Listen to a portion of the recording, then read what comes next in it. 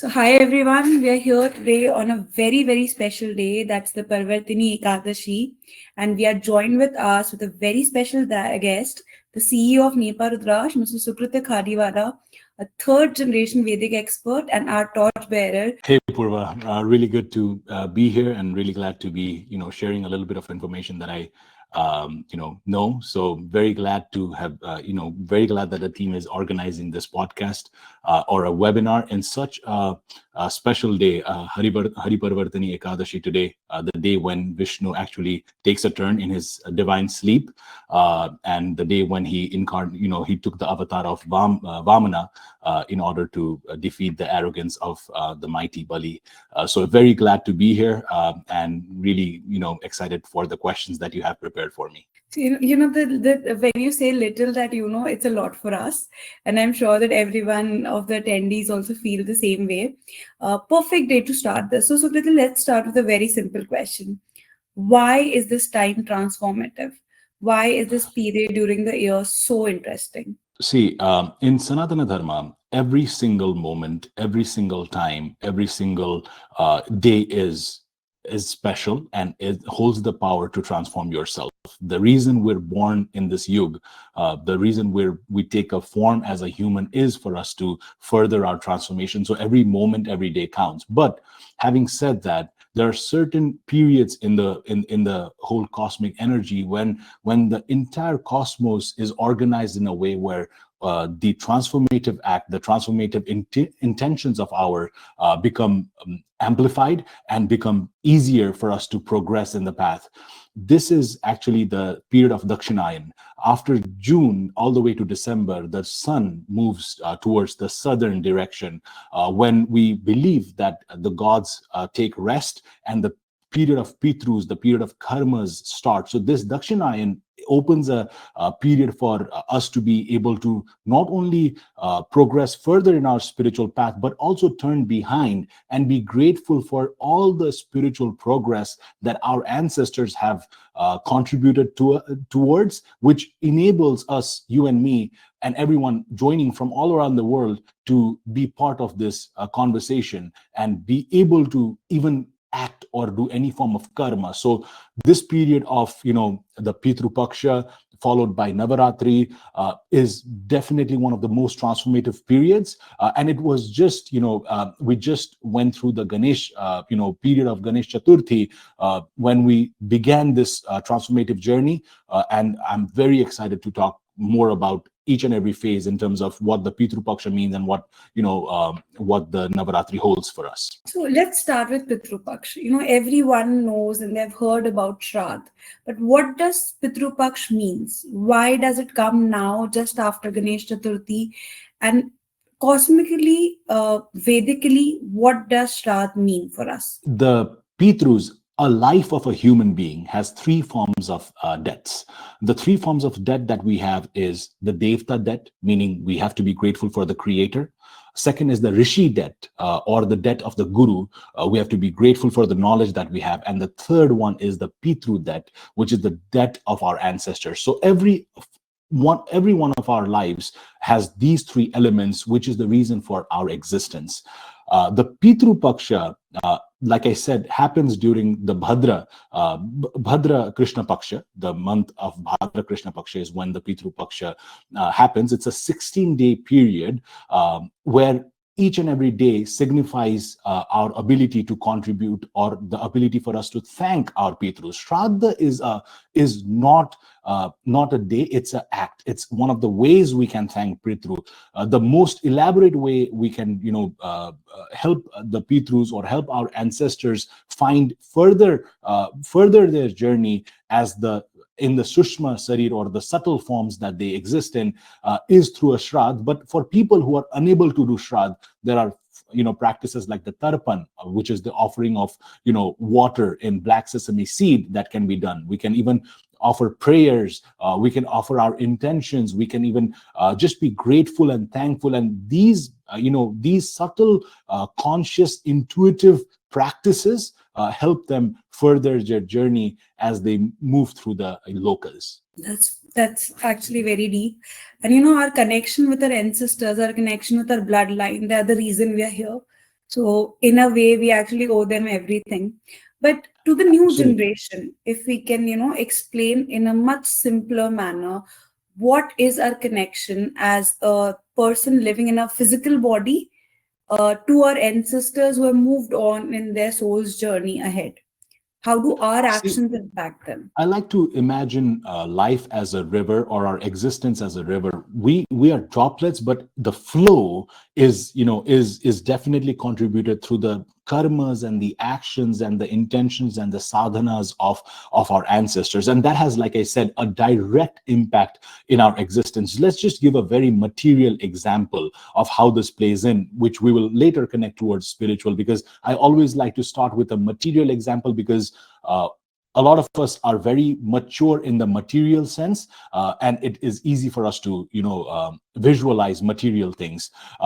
If you inherit a property from your ancestors, that is a blessing that you have gotten from ancestors. But a lot of us also inherit diseases, hereditary diseases like diabetes or any other conditions, which was also a contribution because of the actions that our ancestors did, the lifestyle, the food, the socio-economic barriers that they had to go through, a lot of the challenges that they had to go through, which impacted their health and today impacts us. So just like the physical qualities or physical possessions get to be passed through generations, through our ancestors, their spiritual practice, their belief in God, their understanding of the word sadhana, their understanding of mantras, their ability for them to build a life around the social, around the cultural background, which enables and which furthers our transformation, cannot be unrecognized. In Sanatana Dharma, it is actually considered that pleasing one's Pitru, or being grateful towards our ancestors, actually makes the gods, the devtas, happy. It is said clearly that when Pitru is happy, devtas are happy. And it's also a very direct connection. See, we take time to build connection with the devtas. We take time to build connection with our creator, because the distance from the creation to our existence today is immense. But the distance from our ancestral living and us is very, very close. So for us to be able to connect with our ancestors, connect with their deeds, connect with their culture, connect with their belief, and connect with their sadhana is definitely an extremely advantageous action for us to be able to further our transformation spiritually. We always hear that we are the sum total of what comes before us. But it obviously is that, like you said, whatever our ancestors did in terms of their spirituality or their physicality, we are uh, taking care of the consequences, may it be positive or negative. Similarly, whatever life we are living Mhm. will also have some consequence to the future generation. So it seems like a cycle. That Absolutely. obviously reminds me about a very important concept, which is or can be very misunderstood, and I want you to explain it to us in some detail, is karmic debts. What do we mean by karmic debts? What do we mean by these vicious circles, and how do we get out of these cycles? Karma is a very, very important concept which has been popularized even in the West, but it originates definitely from the Sanatana concept of karma. Karma, there is multiple forms of karma. Three broader range of karma: prarabdha karma, sanchita karma, and agami karma, that live in the karma saya, or the karmic womb. So our existence is to further our karmas, and we are a sum total of the karmas that we have done or our ancestors have done in the past, the karmas that we're yet to realize today, but we have to, because these are the consequence, like we talked about, positive or negative. And there are karmas that we create today as well, which is the agami karma. Even this conversation between you and I is going to create some kind of karmic change in the universe that we're living in today.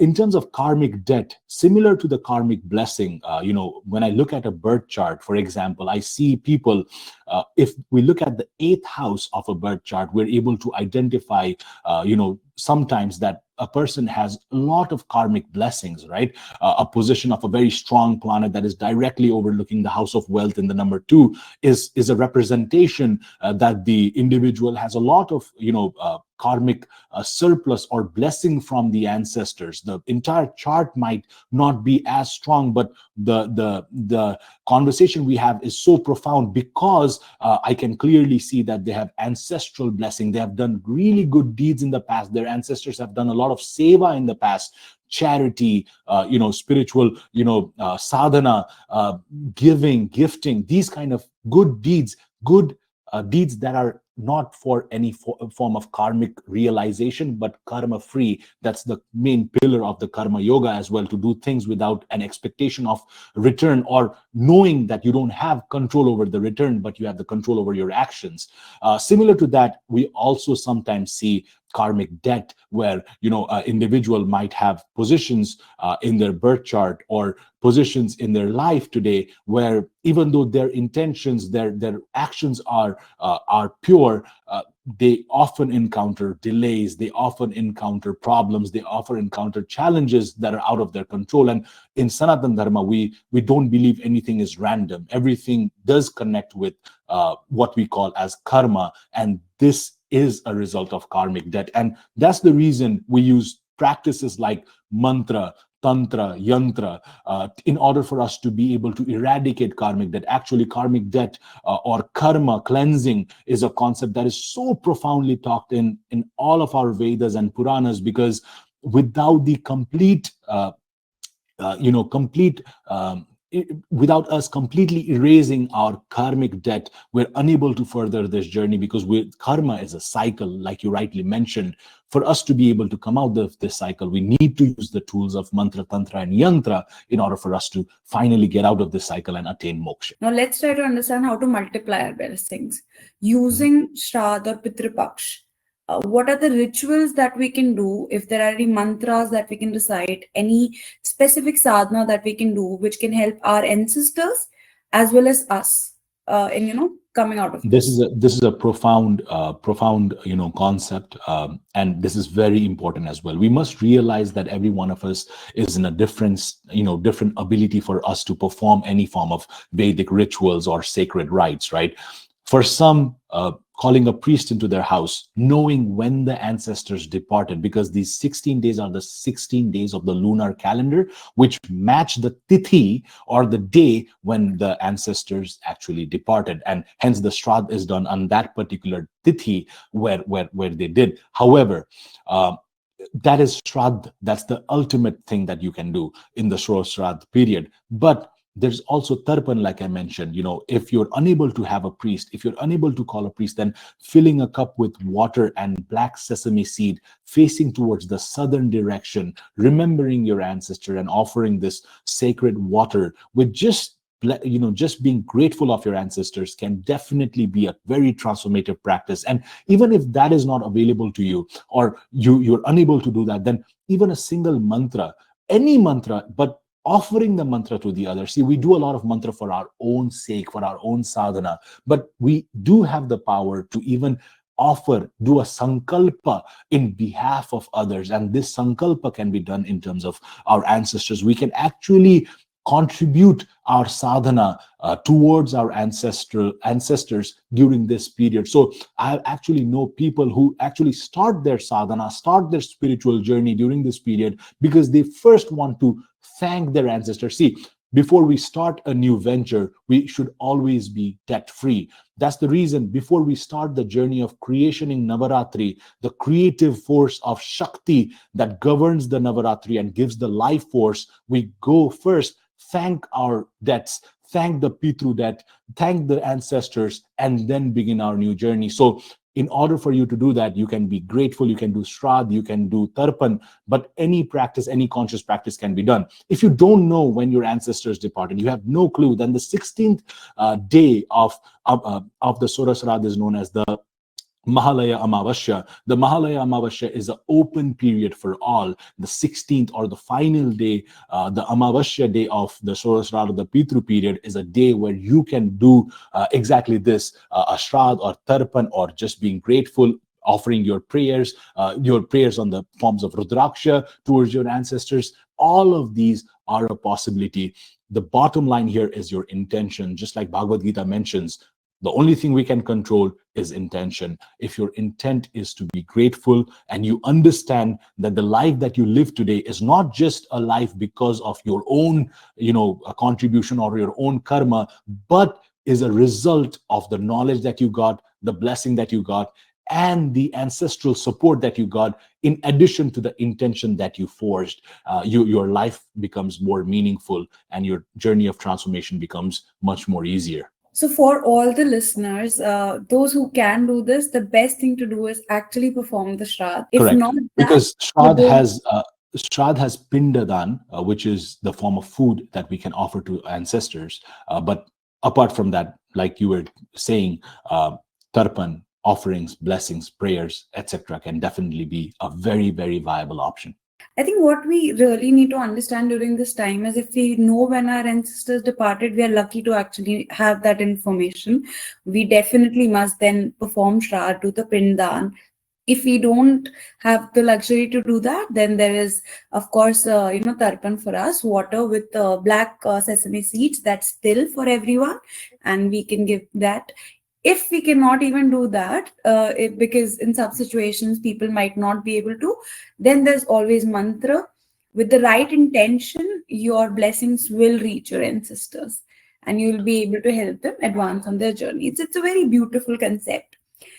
But what are the things that we shouldn't do during this period? When it comes to rule in Sanatana Dharma or in Hinduism or the belief system that we have, there is two aspects. There is Pauranic rules and there is cultural rules. There is the Sastriya rules, which come from the Vedas, which need to have a citation, which needs to have a written, a written restriction, and there is cultural restrictions that has been built up because we like to be careful. We have certain superstitions, certain belief system which have been passed down. So we must recognize the difference of the two in order for us to be able to answer this question. According to the Sastriya restriction, there is not actually a lot of restriction when it comes to the period of Surasarad. It's actually a very transformative, very spiritually potent period when you're thanking your ancestors and moving forward in your journey of transformation. Culturally speaking, because we consider Devtas to be joyous and Pitrus to be silent, we don't do a lot of noise during this period, meaning we don't do a lot of flashy investments. We don't wear a lot of flashy jewelries, or we don't really engage in a lot of satsangs of with a lot of music and a lot of festivity, because like I said, culturally, we consider Pitrus to be more of a silent, a silent existence, and we consider Devtas to be more joyous in their forms of existence. And when we celebrate joy, we feel joyful. When we celebrate silence, we meditate, do tapas, but stay calm. So the restrictions are there's no restrictions. I don't like the word restrictions. I don't like the word we can and can't do. We need to be clear in our intentions, and we will only be able to do what we have to do. So be pure in your intentions.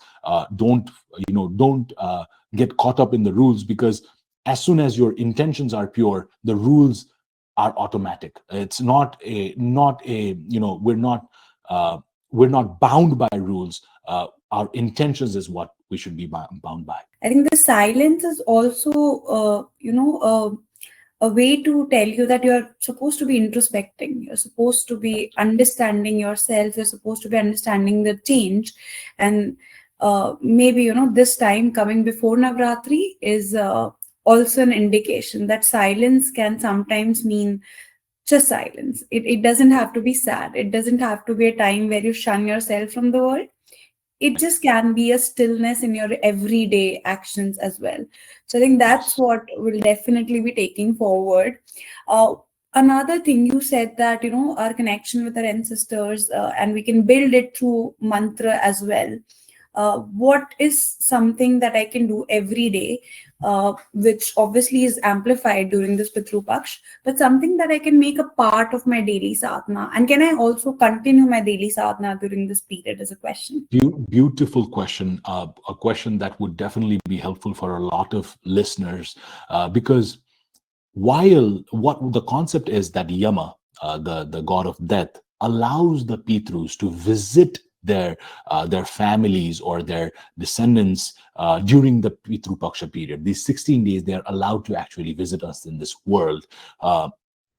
That is the reason this becomes even more transformative. However, being thankful, being grateful for our ancestors and being grateful for their belief, it does not have to be confined in these 16 days. Every single day you can offer the tarpan, offer the water to Pitrus. Always, every single day you must be grateful to your ancestors. So yes, this can definitely be incorporated in your daily sadhana, and it should actually be incorporated in daily sadhana, because like I said earlier, when Pitrus are happy, Devtas are happy.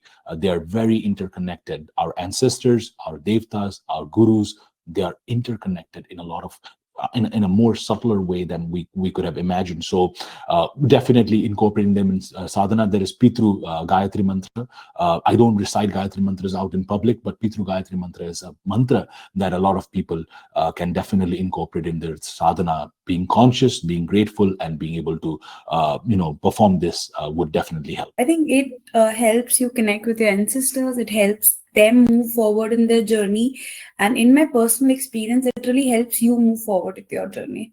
Because when on a daily basis, you're thinking about your ancestors, you're making a conscious effort to map your whole family line down, you also think about them as people, them as souls on their own journeys, and not just your parents or yeah, like your grandparents, but as individual souls who are trying to achieve something in their life. So I think you as a person definitely learns from that. It's a concept of a relay race, right? We used to play relay races in school. I think it's called relay, where you used to carry a torch or carry a towel or anything, right?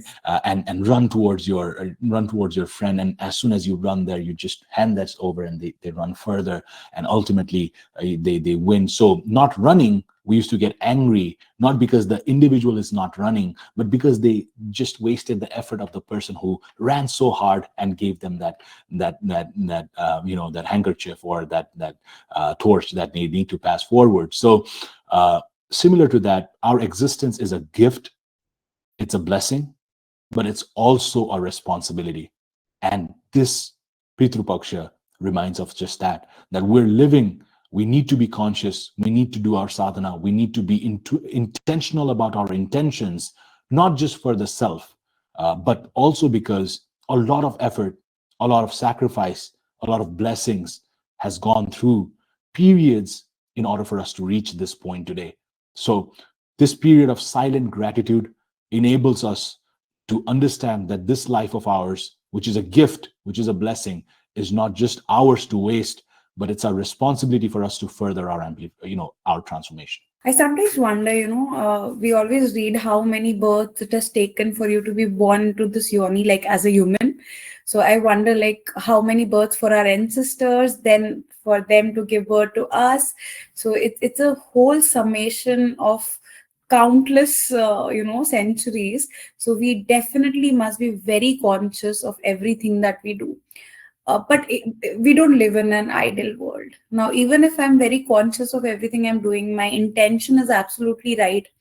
Like you said, I will still face delays. There would be times when I feel, and I'm not even understanding that why exactly are things not working out. Like you said, you've seen birth charts where the blessings are really high. I've also heard that there's something called a Pitru Dosh, where it's the exact opposite of that. So, how do I identify that this is the problem I'm facing, and how do I solve for it? The very beautiful concept and a very misunderstood concept, which is the Pitru Dosh. Pitru Dosh, Dosh, any form of yoga or any form of situation of planets, mainly moon for mother, sun for father, Rahu and Ketu. These are the 4 planets that we absolutely look for. Rahu and Ketu are nodes, but these are the 4 planets that we absolutely look for in the birth chart to identify whether there are certain indications of karmic debt, which we call as Pitru Dosh, meaning it's an ancestral baggage that you're carrying in your chart. We need to be able to look at not only the birth chart, but also the Navamsa chart to see whether that Pitru Dosh stems out from your own karmas that you did in your existence as as a subtler body in your previous birth as well. So Pitru Dosh is just exactly that, being able to see whether the positions of these planets that I just mentioned, Surya, Chandra, Rahu, and Ketu in the birth chart, which is causing an impact on the wealth, causing an impact on family, causing an impact on the growth, health. These are the aspects where we can clearly see a birth chart of a Vedic astrologer or a person with expertise in astrology should be able to identify from the get-go that the person is going through Pitru Dosh. The Pitru Dosh does not have to be scary. Like anything, being able to identify represents that there is a solution. The Pitru Dosh can be eradicated from the birth chart, just like I said before, through rituals like mantra. We also do Pitru Dosha Shanti Puja, the puja where we not only offer thanks to the Navagrahas but to our Pitrus as well, and use the gotra, use the information of the individual in order for them to realize karmic debt freeness from the Pitru Dashas. We also use Rudrakshas specifically catered towards these planets. For example, when we see afflicted sun, we use the Rudrakshas like the 12 and the 20 Mukhi Rudrakshas. When we see Rahu, we use the Rudrakshas like 16 Mukhi, 22 Mukhi Rudraksha for advanced wearers. For Ketu, we use 9 Mukhi, 8 Mukhi Rudrakshas. For Chandrama, we use 2 Mukhi Rudrakshas. These Rudrakshas are used in order for us to amplify a planet that is weak because of the cause of Pitru Dosh. So while we can eradicate the issue through puja, being able to really uplift these planets which have been impacted due to the Pitru Dosh can be done through mantra of these particular planets and through Rudraksha. And one of the other concepts that is very, very important for Pitru Dosha is donation. Donation is extraordinarily helpful for anyone going through, problems with their Chandrama, their relationship with their mother from the ancestral plane. Donations on Monday, donations on Purnima, full moon days are very, very transformative. For Surya, we do Sundays or during certain solar events where the power of the sun, the connection of the sun is very amplified. For Rahu, we do the Ashtami of the Krishna Paksha, known as the Krishna Ashtami. For Ketu, we do Tuesdays. Tuesdays are very, very transformative for Ketu donations. So you need to identify the Pitru Dosh and where the Pitru Dosh is stemming from, and be able to organize your sadhana, organize your practices, and organize your Rudrakshas in order for you to eradicate the Pitru Dosh, but not only eradicate it, but be able to use that energy to harness and further amplify your sadhana by creating a debt into a blessing, by pleasing the Pitrus who are maybe stuck in a plane. That's actually pretty deep. And I think what really interests me is that Pitru Dosh, even though people scare you with that word, it's actually just like any other obstacle in your life. If you understand the reason that it is stemming from, you can take care of it. Vedic astrology is a forward-looking mechanism, right? Being able to be aware of certain conditions, certain tendencies that are within us allows us to maneuver our life in a very in a forward-facing position, so that the eventual destination of our changes. I just give an example of of a ship. The ship, when it sails into the sea, we don't understand where it's headed. But when even the small maneuvering of the ship ultimately helps it end up at the exact location, exact point. So astrology is just that. It's too late if you're already, in the shores. The reason we do and we understand astrology is not so that we can transform our life overnight, but and solve the problems that we're already part of, but be able to identify the challenges that you are not aware of, that you might be susceptible to, identify the tendencies that you are susceptible to, and maneuver your life today so that those challenges do not get to impact you. So astrology, like I always mention to my personal clients and to everyone in the Nepa Rudraksha family, is astrology should be looked at as a form of maneuvering your ship beforehand, so that your ultimate destination, even the subtle changes of sadhana, subtle maneuvering of your practices, is able to help you further your journey and reach the destination that you really want to reach. When you're saying this, I was actually imagining how a car's balance works. A little bit of change in how the weight is placed, it can change how the steering is working. If you're headed this direction, and if you're headed just in a subtly different direction, in the long term, you reach different countries, let alone different destination. You'll reach places that are so different climatically, they're so different culturally, they're so different in every shape and form. I always give material example because it's easy for you to visualize. Same thing happens with life. Subtle changes of direction of life eventually in the long term places you in a country where you don't even know the language. And before we talk more about transformation and this transformative time, let us just sum up Pitru Paksha for our listeners. We talked about how important it is for us to connect with our ancestors, to understand what are the karmic cycles that we are a part of. There are rituals that can help us do this, rituals like Shraddh, rituals like Tarpan, rituals like just mantras, intending for the right things to happen. There's one thing that I would like to ask you.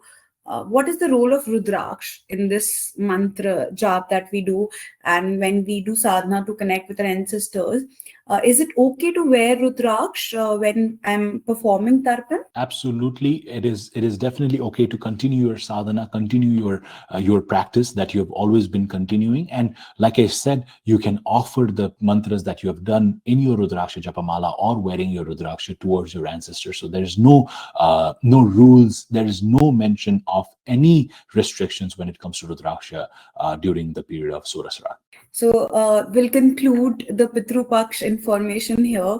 It was wonderful getting to know how to connect with your ancestors and why it is so important. Just one question, Sukritya. You have all of these details, okay? You have read so many scriptures, and that is also why we get to know so much information. And then you translate it in a way that we remember it, because it has examples from real life. It has examples that are relatable. You never go into details. You're not very strict about it. You want us to understand intentions. So now, if we want more such information, what is our source for that information? A beautiful segue into what Nepa Rudraksha is launching. So through the three generations of practice, the three generations of helping our community transform, we realize that social media like Facebook, Instagram, and other platforms, even WhatsApp, are cluttered with various different information, various different people with various different intention. It's already hard enough for us to find a focus, find a goal, and find a true intention. With all the distraction, it is only likely that we get distracted and we fall into other rabbit holes when our actual intention was to learn more about the sadhana. Hence, Nepa Rudraksha is launching community within the Nepa Rudraksha app, where our members, the Nepa Rudraksha family members, are able to not only share their journey of transformation with themselves as a journal, but with the entire community, with like-minded people who are on the path to sadhana. Because through my experience and my family's experience of three generations, what I have realized is, yes, your path to transformation can be your own, but does not have to be lonely. With the launch of community at Nepa Rudraksha app, we're doing just that. We're making you a part of a community from all around the world, with basic to advanced level Rudraksha wearers, from people who have just started their journey with maybe a 7-mukhi bracelet to a person who has lived up to the Shiva Shakti Mala. Every single individual will be a part of this community and will be able to share their challenges, will be able to share their progress and be part of something bigger, so that your journey towards transformation does not happen to be lonely. And I will be very actively involved in the community as well, because in social media, like I said, there's a lot of different topics that goes around, and what we're trying to, the post that I have might be followed by a post that is absolutely different than the point that I've been trying to make. So this community is a place, it's as if we're in a room with like-minded individuals with pure intentions, and be able to share our own path of transformation, share our challenges, and be able to ask for help guilt-free, and be able to know and be secure that we're talking with people who are like-minded from all around the world. And everyone actually wants to do that. Everyone wants to be able to, discuss whatever is in their mind without being without having to filter it out. So it's going to be wonderful, and I'm very excited that you're going to be very active on the app, because what people get to hear once in a blue moon, they'll now get to hear every day. And while we are talking about transforming, I think very excited to be talking about another transformative time that starts just after the Pitru Paksha, and that's Navaratri. One question: why the timing? Why does Navaratri start just after Pitru Paksha? Is there a reason for us? Absolutely. Just like I said, that, for us to begin the journey of creation, begin the journey of existence, we first begin the journey of creating something new. We must be grateful for what has been created till now. Pitru Paksha is a time when we're grateful, but Navaratri is the time when the real new creation, present and future, starts from Navaratri. Pitru Paksha is to be able to thank the past, be able to thank the journey till now. So Navaratri is the most transformative period for the Devi, the 9 Devis that represent the 9 forms of, 9 forms of transformation that we go through to ultimately attain Siddhi through Siddhadatri. So this 9-day period of Navaratri, I mean, I'm nobody to be able to, describe the power, the importance, or the energy that is available. But I just know that a sadhana done during Navaratri is so transformative. That's the reason a lot of people, have already started, starting their journey so that they can eventually start their Rudraksha Dharan during the period of Navaratri, because the Navaratri period, there are several forms of Navaratri, but this is the most, important Navaratri of the entire year, and I'm very excited for it, and I look forward to my own spiritual journey during this time. So, when, like you said, a lot of people start their sadhanas, and I also wanted to do something new during this Navaratri, and when I think what Purva was trying to say is wanting to start a new practice or new journey or new beginning during the time of Navaratri. Like I always mention, there is no need to wait for the perfect time. But if the time is perfect, why not be able to harness the entirety of it? Navaratri is exactly that. Navaratri is the most transformative period for Devi, and I've always mentioned, and I've always said that without the blessings of Shakti, or without the blessing of Devi, attainment of Shiva is not possible. What we mean by that is intentions, energy, drive, the want, the simple desire to perform action is Shakti. Shakti is just energy in English, right? We need energy. Even the battery that, even the camera runs on energy. So energy is extremely important for us to start anything. And Devi just gives us just that. Devi is the form of energy. Devi is the Shakti that leads us towards Shiva, which is consciousness. So when Shiva and Shakti are together, that is the most powerful form of existence. And the period of Navaratri it gives us the ability to harness our Shakti from within. I think the mere image of NavDurga is, something that makes you get up and just take action. I think that Absolutely. is what that transformation means for me, just to Yes. get up and take action. When you say the visual of Navadurga, that reminds me of a very important concept that I learned a few years ago. Is, if you meditate on Devi, the form of Devi, or the form of Devi, we also call it Ishta Devi, or the form of Devi that comes to mind, has a lot of holds a lot of importance. Some might see a fearful or a fierce Devi, that is for protection, that indicates that we need protection. Some might see a very beautiful, nurturing Devi like a Skandamata, that define that we need love, we need care, we need affection. Some see Brahmacharini. Brahmacharini represents the ability for us to really focus, really be disciplined. Some might see Chandraghanta, the courage that Chandraghanta possesses. Some might see Siddhadatri representing they're very advanced in their journey, and the thing that they're wanting is Siddhata. So different Ishta Devis play a different role in your own imagination and sadhana as well. And this can actually be identified through the birth chart. Yeah, because I was going to ask you that it's not everyone does not actually know who their Ishta Devi is. So if you can help us understand how to know that. And I So think I would really like to show something that the team has made while explain this concept.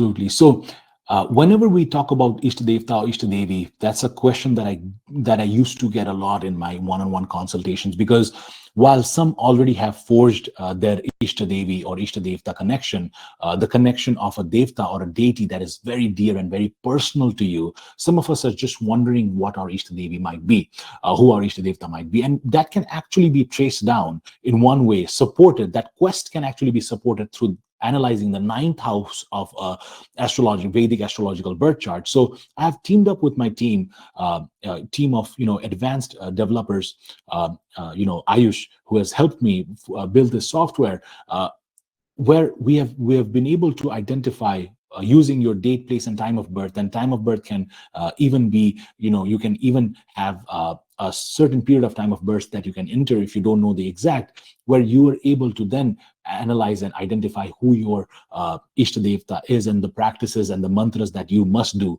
This is still in development, but it will be available before this Navaratri. I think September 15 is when my team will be making this particular thing public. So just visit the website and enter your date, place, and time of birth, and be able to identify who your Ishta Devi is during this Navaratri, so that you can personalize your Navaratri sadhana for absolutely free. These are the little things that really make it easier for the customer.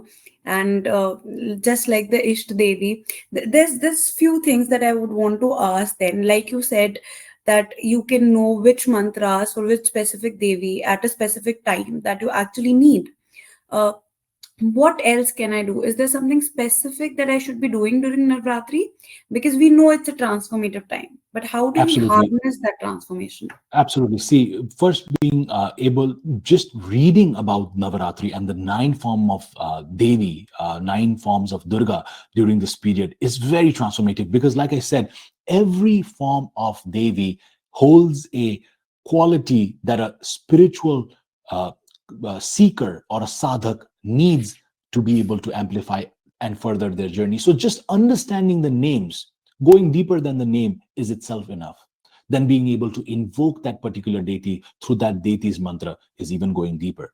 Being able to wear a Rudraksha that represents this particular Devi in order for us to transform is even more advanced. Being able to perform an entire sadhana rituals with, Devta Stapana, Sankalpa, all the forms of material, Rudrakshas, mantras, intentions, information is even more advanced. But don't look at the most advanced form of sadhana and shy away from practicing even the basic of just understanding what Shakti means, understanding what the name means, understanding that the 9 days have 9 Devis. So I like to give practical recommendation, as well as I understand that different people are in different stages of their spiritual path, and not that one is superior to the other. It's just that one is already way down the line in their journey, and one is just starting. the goal, the destination is eventually the same, and they are going to reach the same destination if they just continue walking. So being able to, like I said, not just yes, advanced sadhana with Rudraksha, with mantra, with stotra like the Kunjika stotra, which holds the immense power of Durga Shaptasati. Those are advanced practices, but just mere understanding of the term Shakti, understanding of the 9 names of Devi, understanding what each Devi means, what each Devi means for you in your journey of transformation can be a great start and a great practice during this time of Navaratri. I think one very important thing is whenever I think about the avatars that any deity takes, especially, we hear so many stories since you're a kid. I've always wondered, like, why do they do it? Because they're so powerful. They don't need to look at themselves in a specific way, dress a specific way, have a certain characteristic to their avatar. So I've always wondered why that happens. So for Navratri, there are 9 See, Devis. it's a Why so? very human, it's a human concept to think you do things because you need it, right? That's a human concept. Devi is taking a form so that we learn from her. It's very true that she's not acting for her own behalf. She does not have to take these forms, but she's taking these forms to help us understand that, hey, some days you will be happy, some days you will need courage, some days you will need discipline, some days you will need to be fierce, someday you need care and nurture, some days you need to just be as still as a stone, Sheila. So you must go through these phases is what she's trying to represent to us. So devtas or higher beings, they are not karmic. They don't do things for themselves. They're representing through this cosmos information that we need. So it's not a selfish act, but it's a selfless information for us. That's really very deep, Sukritya. But it's also very difficult to remember all this information and then to take it forward. So, we always try to do something for our customers. And what we have done now on the app is something that I think the customers would really like to know here. So we have specific sadhanas that we are introducing. We'll be doing the same for Navratri, and for the people who have used it, we did something similar for Ganesh as well. So anything that Sukritya is telling you right now, instead of remembering that, you can just go on the app and have a look and have customized sadhana to yourself so that you don't miss any information. And Absolutely. before I go to the I just wanted to thank the Nepa Rudraksha family for doing this effort. I have been able to guide in a subtle way, but the being able to create sadhana accessible in today's day and age, I just wish when I started my sadhana, the small sadhana that I do, I had a tool like this where I was able to really customize and really program my sadhana. And this goes like a co-pilot, or like a goes hand in hand with the Rudraksha practice. Hence the Nepa Rudraksha app is definitely very useful for all our people who are already wearing Rudraksha, who are already advanced, but using the app, I think through the community, through the mantras, through the sadhana in the app, it just makes your journey. That's actually true. Before we go into Q&A, and I'll take some time to look at all the questions. We've received a lot of questions. Can you summarize Navratri for us? Just give us 5 pointers that we need to remember. Absolutely. So first, remember that Shakti is energy. Shakti is your intention, your desire. Merely coming to this webinar is a blessing of Shakti. So you must understand, be grateful, and be able to learn more about Devi. During Navaratri, that knowledge becomes more accessible because the entire world around you is focusing on Devi and using her divine energy to harness the positive change in life.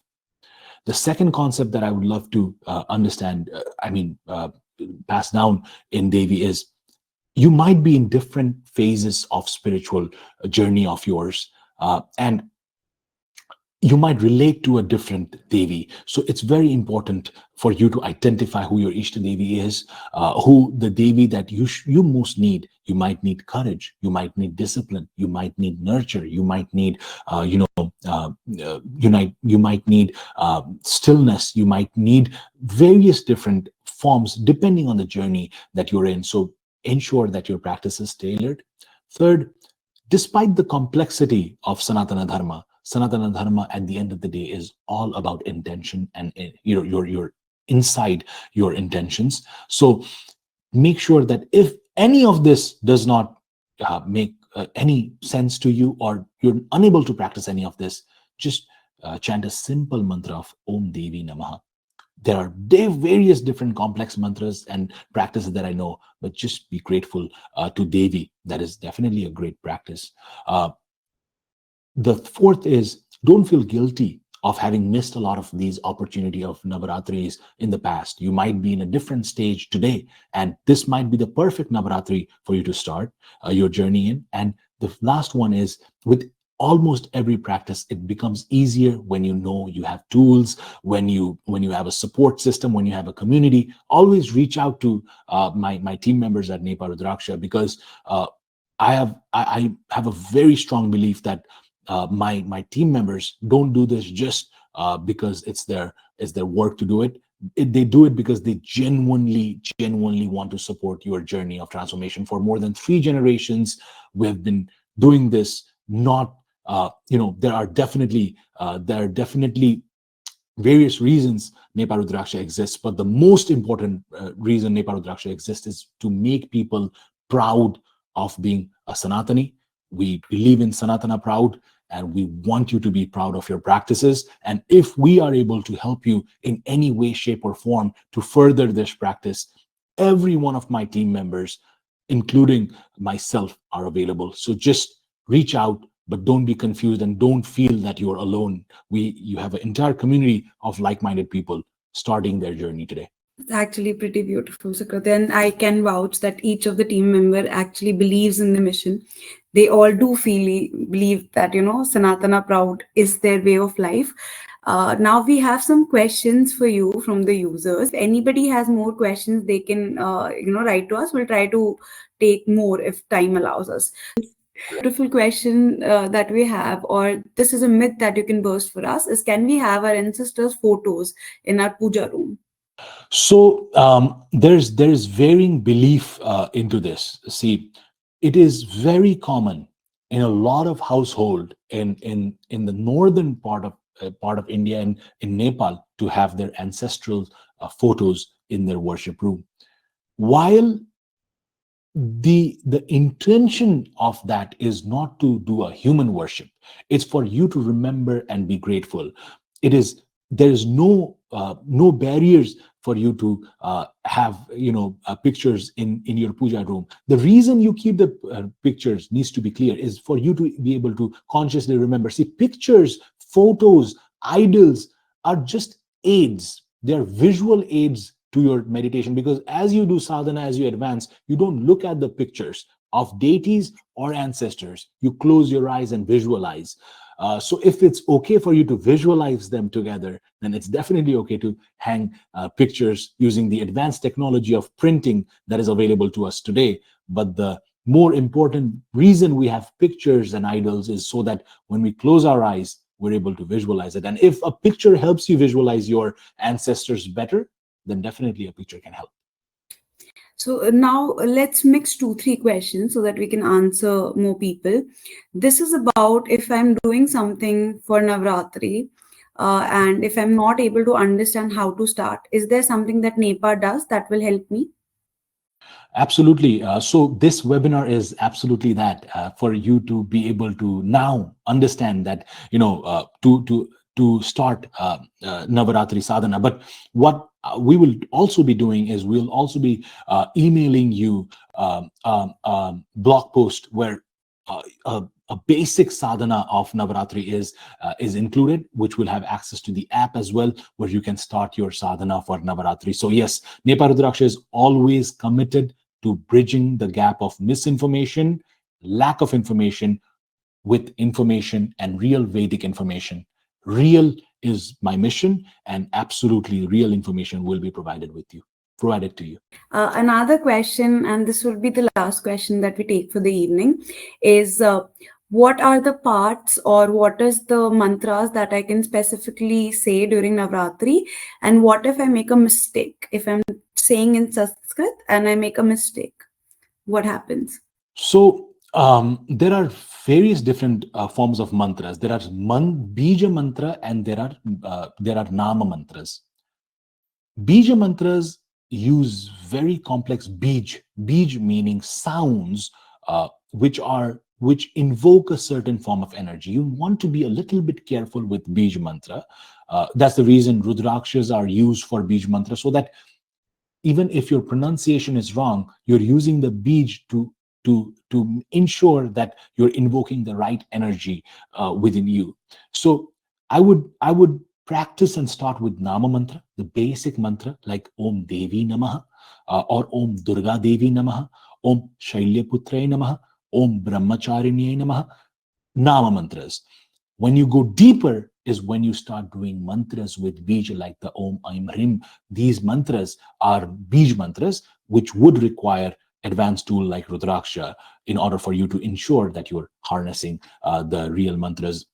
What I recommend as a very simple mantra is Om Devi Namaha, or the name of the deity that you're invoking, Namaha. That would be a very simple Nama mantra for you to do. If you're just starting and Sanskrit is extremely hard for you, if you're a complex practitioner, then a mantra like Om Ya Devi Sarva Bhuteshu Shakti Rupena Sanstita Namastasye Namastasye Namastasye Namo Namaha, or Sarva Mangala Mangalye Shive Sarvardha Sadike Saranye Trambake Gauri Narayani Namostude. These are mantras that are very profound, very, very powerful, and can be very transformative, all of which should be available in the Nepa Rudraksha app by now.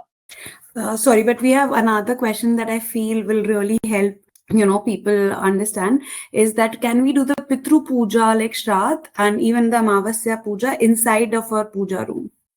So Pitru Pujas are not done usually inside of the puja room. Pitru Pujas are done outside in temples or outside the premises of your houses, because one of the reasons is because the material used in the Pitru Pujas are completely different. The way the puja room is structured might not be suitable for you to perform your Pitru Pujas in your puja room. So these pujas are done outside. Even if you do the Pitru Dosha Shanti Pujas through Nepa Rudraksha, we do not do them in our offices or our puja studios. We do this in the premises of Pashupatinath temple because we want to ensure that the right setup and right space is allocated, that the puja is done. I think that's all the questions we can take today. We'll try to answer as many as we can after the seminar is over. But thank you so much, Sukritya. I'm sure that all the listeners can really benefit from all this information. I know I can. Thank you so much for having me, and I look forward to a very transformative Pitru Paksha. I look forward to everyone being grateful for their ancestors and being prepared for the joyous, festive period of Navaratri, where we begin new creation and be thankful for Devi and harness all that energy that Devi has in reserve for us, so that we can go throughout the year and be in conversation next year here again with even more questions and even more detailed insights. Thank you so much, Sukritya. For all the listeners who have asked us questions about their birth chart, you can head on to our website and you can take care of those questions with our consultation services. There's a free recommendation software as well, which will answer all of your questions. Thank you so much, everyone, for joining in and giving us your time. We really hope that this information helps you transform and become a better person. Thank you so much.